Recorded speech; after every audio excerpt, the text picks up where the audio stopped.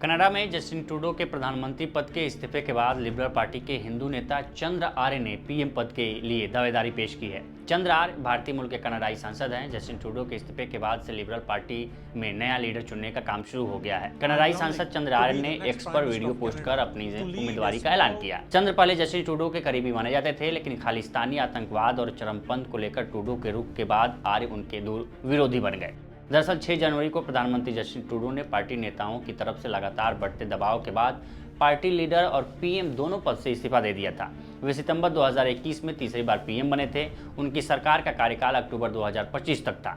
चंद्र आर्य ने दावेदारी की घोषणा करते हुए कहा कि मैं कनाडा का अगला प्रधानमंत्री बनने के लिए चुनाव लड़ रहा हूं, ताकि हमारे देश के पुनर्निर्माण और भावी पीढ़ियों के लिए समृद्धि सुनिश्चित करने के लिए एक छोटी अधिक कुशल सरकार का नेतृत्व कर सकूं। हम महत्वपूर्ण संरचनात्मक समस्याओं का सामना कर रहे हैं जो पीढ़ियों से नहीं देखी गई हैं और उन्हें हल करने के लिए कठिन विकल्पों की आवश्यकता होगी। 2006 में कर्नाटक से कनाडा गए चंद्र आर्य मूल रूप से कर्नाटक के तुमकुरू के सीरा तालुक के निवासी हैं। वे 2006 में कनाडा जाकर बस गए थे। आर्य ने धारवाड़ के कौशली इंस्टीट्यूट ऑफ मैनेजमेंट स्टडी से MBA किया है। 2015 में उन्होंने पहली बार फेडरल इलेक्शन लड़ा था और चुनाव जीतकर संसद पहुंचे थे। 2019 में वह दूसरी बार सांसद बने।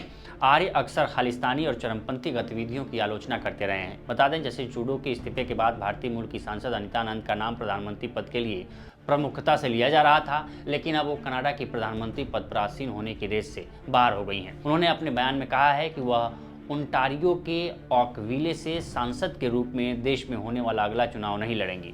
उनका यह बयान ट्रूडो के प्रधानमंत्री पद से इस्तीफा देने की पेशकश के कुछ दिनों बाद आया है।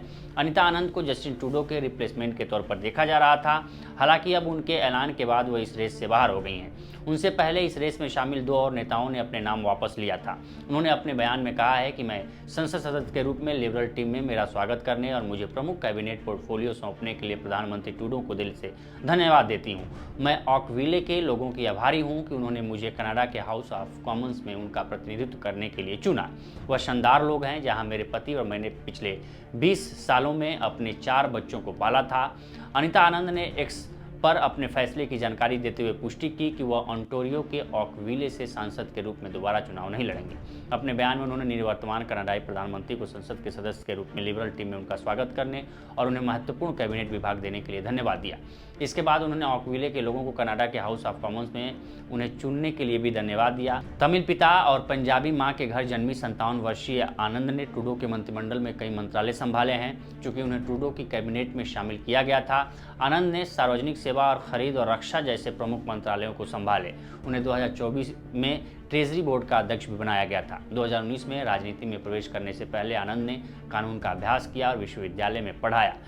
वह येल विश्वविद्यालय में विजिटिंग लेक्चरर और टोरंटो विश्वविद्यालय में कानून की प्रोफेसर थी। अपनी जड़ों के बारे में बात करते हुए आनंद ने कहा कि कई लोगों ने उन्हें यह कहकर उपेक्षित कर दिया था कि भारतीय मूल का कोई व्यक्ति ऑकविले को नहीं जीत सकता। उन्होंने कहा कि फिर भी ऑकविले ने 2019 के बाद से एक बार नहीं बल्कि 2 बार मुझे जिताया, जो कि एक सम्मान है जिसे मैं हमेशा अपने दिल में रखूंगी। बता दें, अनिता आनंद के माता पिता दोनों डॉक्टर थे और कनाडा में आकर बस गए थे, जबकि उनके दादा तमिलनाडु के स्वतंत्रता सेनानी थे।